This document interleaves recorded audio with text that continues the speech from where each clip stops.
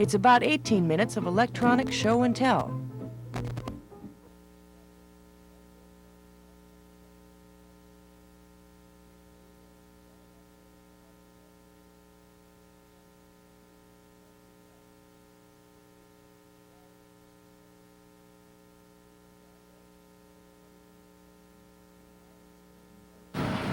And for those of you who haven't seen one of these before, it's a modular instrument, like an analog sound synthesizer. This is the output mixer. I can like fade down me, fade me up, fade up that processed image of the water, fade up another processed image of the water there, one that I tuned up a little better. This is oh, that's a pretty one. This is a differentiated amplitude classified version of the water. This is a amplitude classified version of the water. You can see this just puts edges where that's got steps.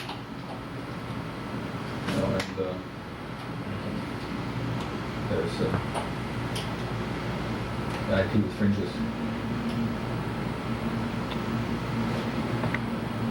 Can you tell us a little bit about the work that you do currently, what forms it takes and how it's organized?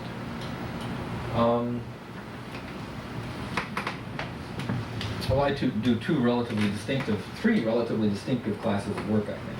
The first class is the image process stuff of natural material, which is related to the images that we've been looking at here.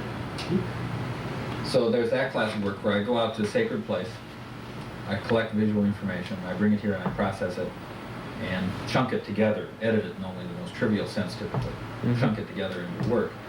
And the subject matter more often than not is water. The second class of work is based on computer generation, where I, usually with Tom DeFani, but sometimes by myself, generate patterns. And these, to me, they're the same patterns that I go out and capture. It's just that I'm generating them mathematically. And then process them, usually in real time, same time we do the digital part, I do the analog part. Very often collaborating with Phil, who's running the camera there, and with Tom DeFani, who developed the computer system that I use, called GRASS. And the third class of work I do is educational material or informative materials. Now, to continue with the question, I was saying that I worked on these computer-controlled environments, which were, in a sense, environments for people to learn and explore things and to experience things. And one of the things that bothered me about it was a tremendous amount of effort resulting in a very short-term event. So my conclusion was that the events were too specialized, that I needed more generalized events to deal with, and the image processor to me is one of those generalized events. I see. That both enables me to have an environment which allows me to explore things, to explore visual images deeply, rather than have to spend all my energy getting the tech together and then have only the last bit of energy to do the work. And by having a facile environment, a generalized environment like the image processor, then I can explore things at my leisure. So you're dealing then with very extended concepts of what an event is and what an environment is, and that the image processor is both of those, but on a very extremely large scale. So one of the many states of mind that you passed through earlier in your history was one involved with instructional design, and so in one sense this is an extended instance of instructional design in that you've designed. Yeah, part of the idea was to incorporate into the structure of the instrument itself concepts that I thought were critical to understanding images and understanding the world. And by experiencing those concepts within the machine itself, there's a whole class of things that can be understood that can't be understood by reading about them. And what I was interested in doing was designing a machine that people would explore to learn about stuff.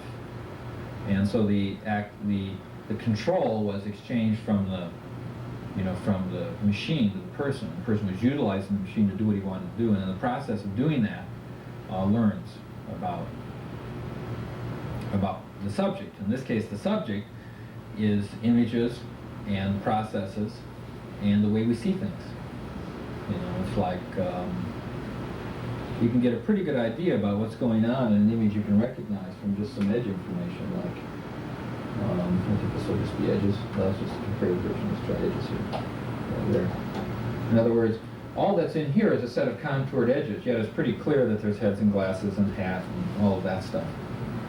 And the reason that works, and the reason cartoons work, is because of the way our visual processor works. It has line extraction circuits in it that aren't a lot different in some respects than the circuit that extracted lines out of the picture here. It seems likely that the instrument would not have managed to do what it has done, which is to virtually create a field of artistic activity or a division of artistic activity had it gone through the commercial route. Would you agree with that? Yeah, well, first of all, I don't think commercial concerns have any use for the image processor. I think to use the image processor, what's required is that you invest yourself in the process of learning about the instrument and reinventing. There's nobody that tells you, I mean, you aren't really told what to do with the image processor. You're told a few basic modules, and then you have to invent the rest. And most commercial outfits they want something where you say, take effect 3A, please take a circle wipe, and then you get a circle wipe. Because a person spent a year of their life building this thing.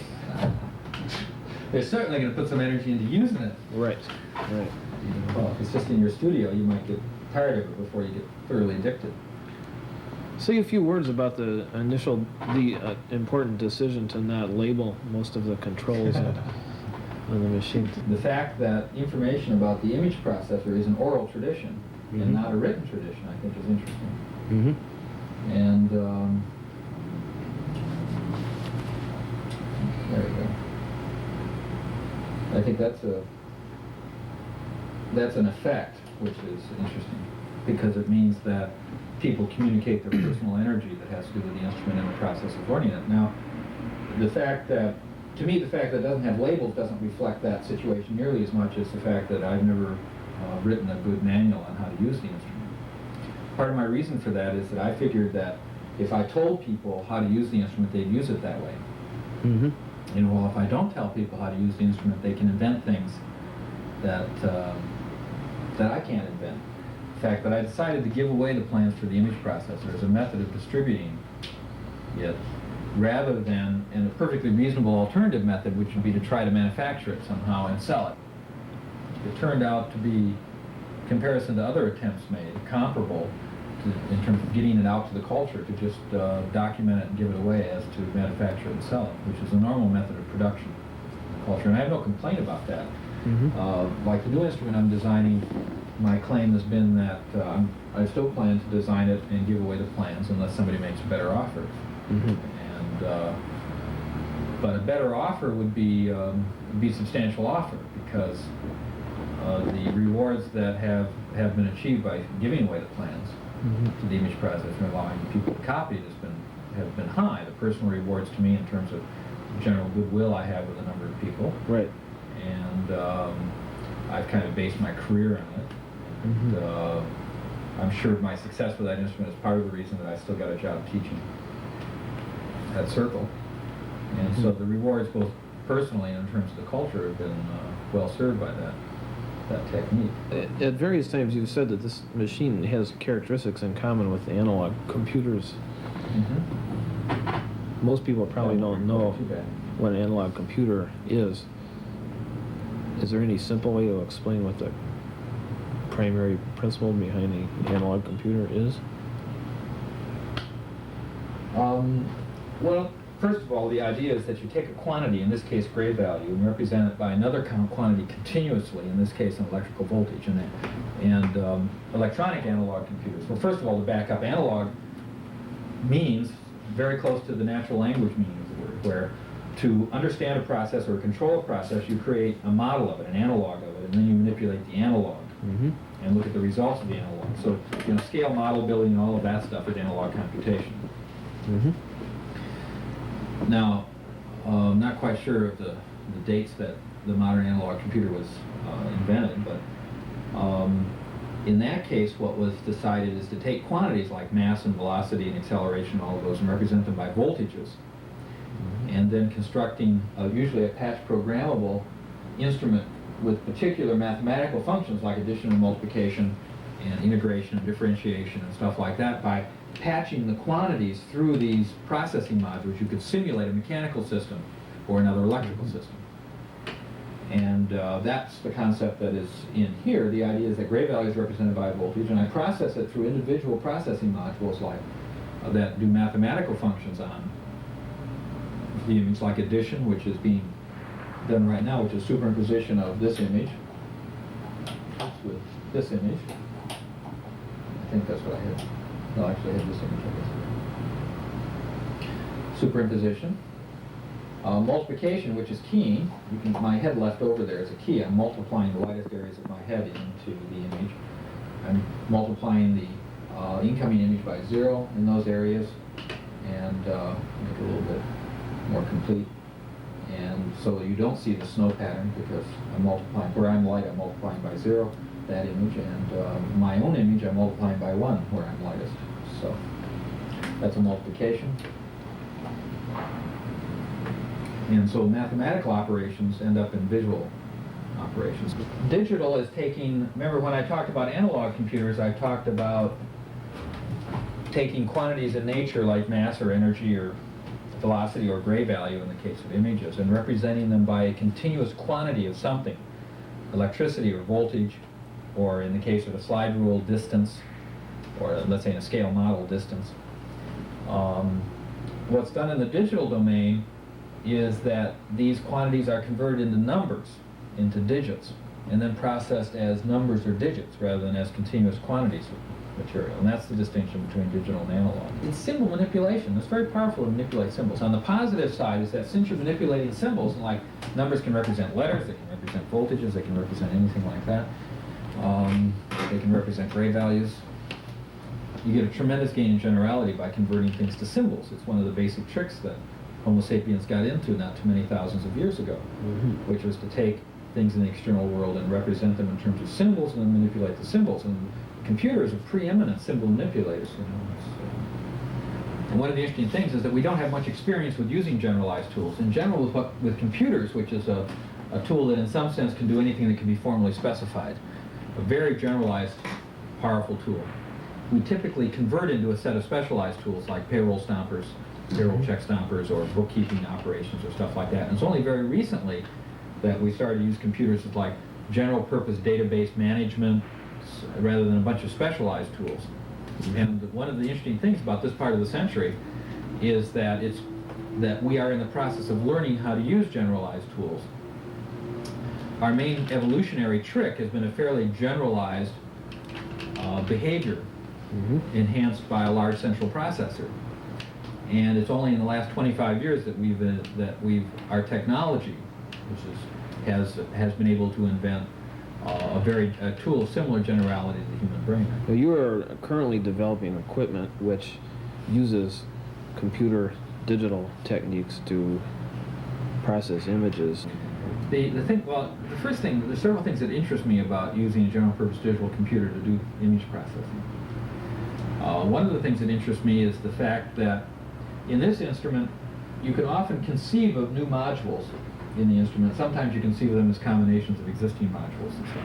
But beyond that, you can conceive of entirely new modules, but have no way of implementing those ideas if they can't be implemented by simple combinations of existing modules, which they often can be, but they take the whole resources of the machine to do the one kind of effect. Well, with a digital instrument, you should be able to put in the position of constructing your own processing module out of even more primitive kind of entities. Although there'll be a menu of things at similar levels to the primitive processing modules of the image processor, one would be able to create new processing modules that answer to one's particular interest, one's particular bent on. So that's one thing about the digital stuff that interests me. Another thing that interests me is the fact that in the analog world, there's a fairly simple correspondence between the control structure that's easy to implement, like sliders and knobs, and the knobs doing a small number of functions, or each knob doing one function, and this knob always kind of, well, this knob doesn't always do that function, his neighbor does. What interests me about the digital world there is the ability to